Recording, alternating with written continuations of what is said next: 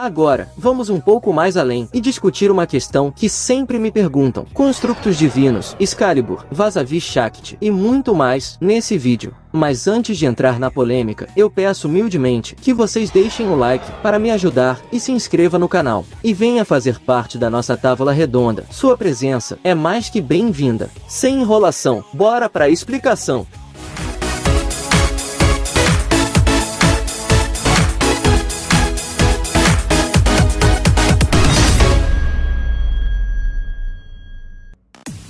Quando falamos de armas divinas, falamos de armas não criadas por humanos. Uma arma divina é capaz de reproduzir uma energia no mesmo nível dos deuses. No entanto, quando um servo é invocado, possuindo um construto divino, ele vem com uma série de restrições. Ele jamais exibirá o poder real da arma, pois o seu Centigraph não é capaz de produzir o nível real sem sofrer danos. Isso, sem falar que a energia mágica não é o suficiente. Tais armas divinas ganham a classificação especial de construtos divinos, pois foram construídas por deuses ou seres de equivalência, como as fadas, extensões do planeta. Essa categoria de construção são as únicas coisas que podem negar fatores especiais de espíritos divinos ou de servos de espíritos divinos. A imortalidade do Hércules e a do Aquiles são exemplos. Embora armas normais não sejam efetivas contra seres divinos, os construtos divinos são extremamente eficazes nessa ocasião. Pela quantidade de mistério que eles possuem, alguns vão além da era dos deuses, portanto, são irreplicáveis por meio de projeção.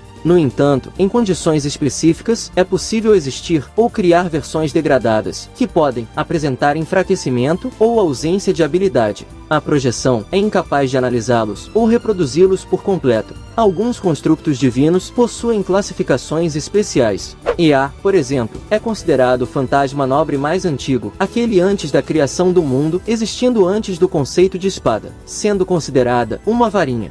Photon Rei, a espada do deus da guerra, foi afirmada ser o protótipo dos construtos divinos, o que me leva a crer que ela tenha sido o primeiro construto divino, ou quem sabe um dos primeiros. Mas fato é que a espada arco-íris da Altera é o protótipo das construções divinas. A Excalibur é conhecida como o último fantasma, a ilusão mais forte gerada no planeta, o fantasma definitivo contra ameaças, que rivaliza com a Rombomínia. Os únicos construtos divinos que de fato possuem selos citados categoricamente. Essas construções divinas foram seladas pelas condições dos cavaleiros do rei Arthur, e ambas são as bases da estrutura do Nasoverse. A Excalibur é a esperança que protege a ordem humana, e a Rombomínia é a coluna que mantém o mistério no lado reverso. 13 selamentos atuam como lacres de defesa contra ameaças específicas, e apenas elas possuem esses lacres, e nenhum outro construto divino. E o fato de terem sido seladas pelos cavaleiros do rei Arthur nos indica que provavelmente elas não tinham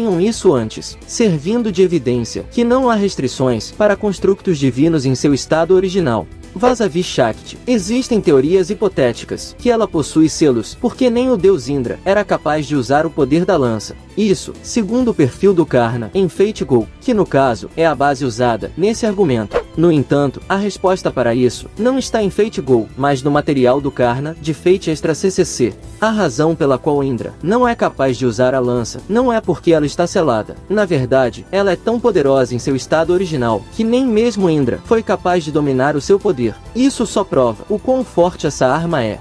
Inclusive, quando vamos para o mundo de Fate Extra, onde os fenômenos se tornam reais, a lança do Karna, ao invés de usar o poder do Sol, como vemos nos Fates, é envolvida no poder do Trovão. O poder do Deus do Trovão é emanado pela lança, de uma forma insana. Então, apenas as armas ligadas à Távola Redonda é que possuem selos, pois o rei Arthur prendeu o mistério, usando essas armas. E para restringir o poder, que poderia colocar o mundo em risco, essas restrições foram necessárias. E da mesma forma que Indra, Karna, jamais conseguirá exibir o verdadeiro poder de sua arma, pois existe diferença entre uma arma e um fantasma nobre. Quando Enuma Elish é citada como o fantasma nobre mais forte, alguns confundem isso como se ela fosse também a arma mais forte, mas são coisas diferentes. Uma coisa é a arma divina ser usada como fantasma nobre, outra é ela ser usada como construto divino. Aliás, essa restrição existe em todos os fantasmas nobres. A carga NP que eles podem gerar enquanto servos está limitada e pode variar de acordo com o desempenho do mestre. A Excalibur nunca irá liberar mais que 6 selos numa Guerra do Graal, porque para isso, a ameaça teria que cumprir todas as condições dos cavaleiros, e ser uma ameaça tão grande ao ponto de colocar todo o planeta em risco. O que vimos da Excalibur até então, em uso oficial, não chega nem perto do seu poder, porque ela está atuando como fantasma nobre, e não como construto divino do planeta. Nesse caso, a EA, de fato, supera todos os fantasmas nobres, pois a carga dela, como fantasma nobre, supera todos os outros, ou a maioria pelo menos, já que existe um certo rival que consegue igualar um certo servo de cabelo verde. Bom, do que a gente tem em materiais oficiais e feitos das duas armas, eu tenho duas opiniões diferentes, que eu acho discutíveis e possíveis.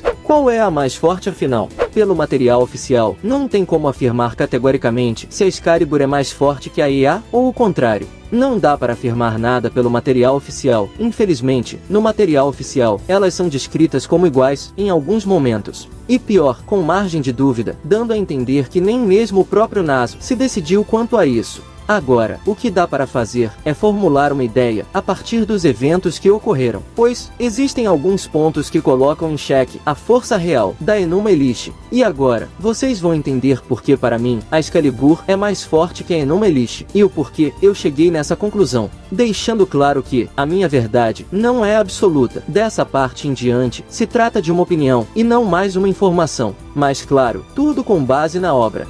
O melhor método, quando não se tem uma definição do autor, é avaliar os feitos. Então, vamos fazer uma análise minuciosa sobre as duas armas. Começando com Enuma Elish, vamos falar os pontos fortes e fracos dela. Pontos fortes. Os pontos fortes da Enuma Elish são aquilo que vocês já estão cansados de ver por aí. A espada da ruptura possui alguns padrões de uso, mas basicamente, quando usada em ataque direto, ela libera fortes ventos carmesim que saem dos seus cilindros. Isso cria um deslocamento virtual do espaço-tempo, aniquilando qualquer um que atinja. Normalmente, esse é o ataque padrão da Enuma Elish, e Gilgamesh pode até aumentar a potência do ataque, combinando a riqueza de seus nobres fantasmas, a sua espada. Essa versão de Enuma Elish foi usada contra Saber, uma versão mais fraca do ataque. O ponto bom dessa versão é que ela pode ser descarregada de uma forma mais rápida e com mais facilidade. Já o ponto ruim é que não pode atingir longas distâncias. Mas o seu uso mais avassalador é quando ela é usada como uma arma anti-mundo. Quando usada dessa forma, Gilgamesh pode literalmente rasgar camadas de realidades, como realidades marmorizadas.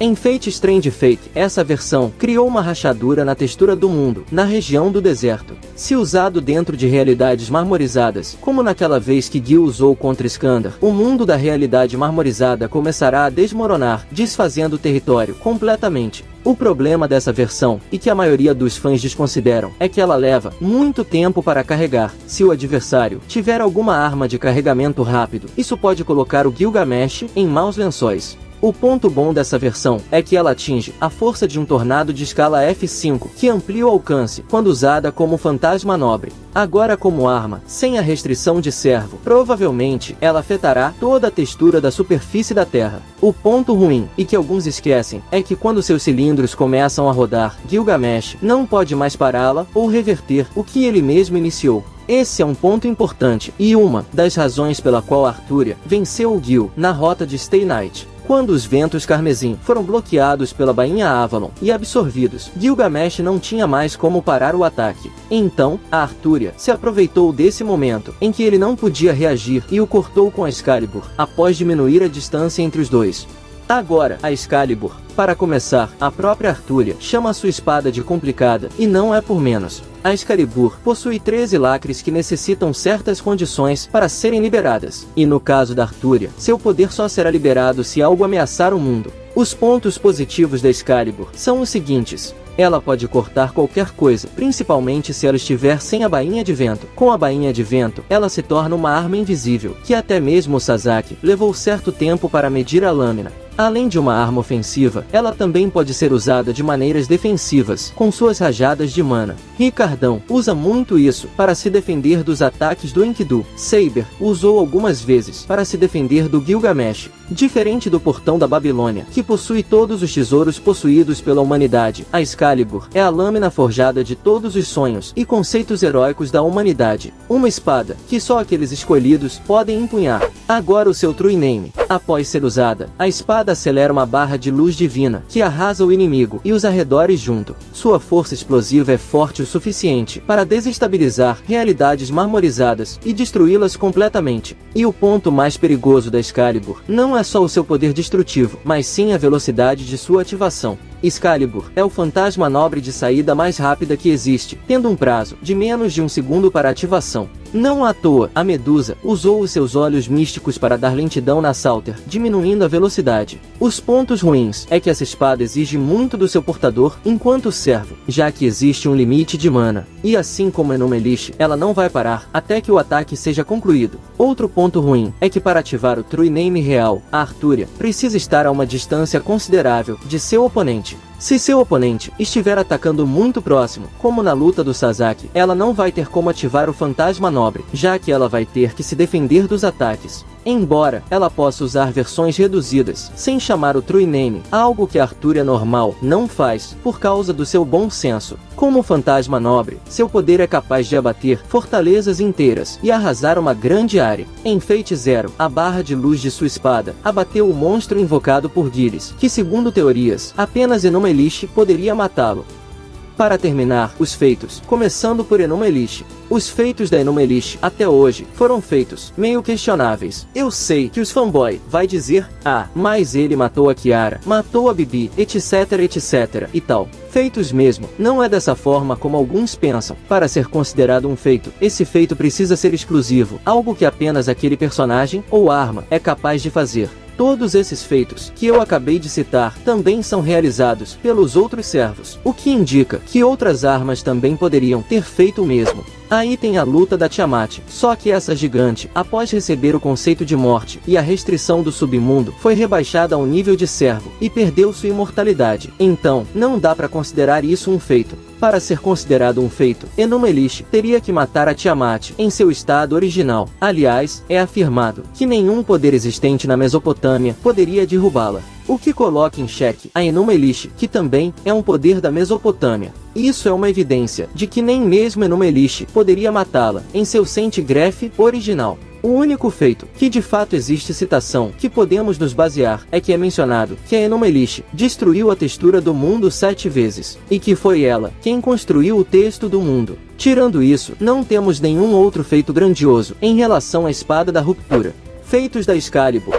Agora, as coisas mudam de figura. Excalibur foi usada mais de uma vez para destruir o Angra. Ela foi a espada que destruiu o ameaçador Sephar. E detalhe, o ataque não só partiu o corpo físico dele na terra, como deu um problema no seu corpo Spiritron que atacava o Muncel. Um ataque de nível dimensional e espacial. Por mais que a versão do Velber, na Lua, não tenha sido destruída, ele também sentiu o golpe e parou de atacar. A própria Olga deveria ter caído diante do poder da espada, mas, devido a Excalibur não reconhecer tal ser bonito como ameaça, ela não disparou com a força necessária. Em Via Feitos, a Excalibur se destaca sobre Enuma Elish com a mão nas costas. E o maior problema, que coloca uma pedra no sapato dos defensores da força da Enuma Elish, é o seguinte: quando Sephar atacou a Terra, os deuses da Suméria já tinham a Espada da Ruptura em sua posse, pois foi ela quem estabilizou o mundo. Então pense comigo, os caras tinham uma arma, que em tese pode destruir tudo, mas, ao invés de usarem a arma para bater o Sephar, eles fizeram um acordo para que o Sephar não os destruísse. Isso não faz sentido, e a única resposta para isso é que possivelmente, nem mesmo Enuma Elish, em seu estado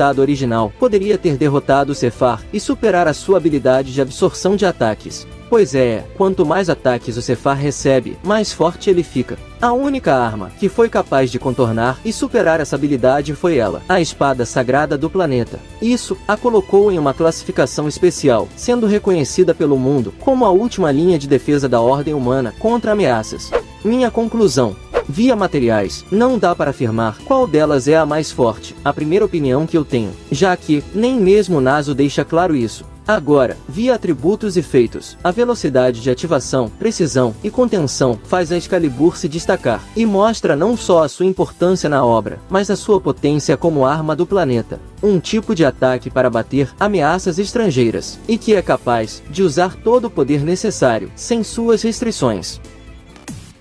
Esse foi o nosso vídeo de hoje. Espero que todos tenham entendido o que eu falei, mas qualquer dúvida, só deixar nos comentários. Lembre-se, sua opinião e sugestão também são muito bem-vindas. E se você quer aprender a desenhar, vou deixar um link no primeiro comentário fixado para você conhecer algo que vai te ajudar. Um excelente curso te espera para mostrar o caminho mais fácil para chegar no nível de um artista. Não perca essa chance! Agora, eu me despeço agradecendo a todos os mestres e servos que me acompanharam até aqui, e também a todos os grandes mestres que enviaram esse conteúdo para seus amigos. Até o nosso próximo vídeo. Fui, valeu e tamo junto!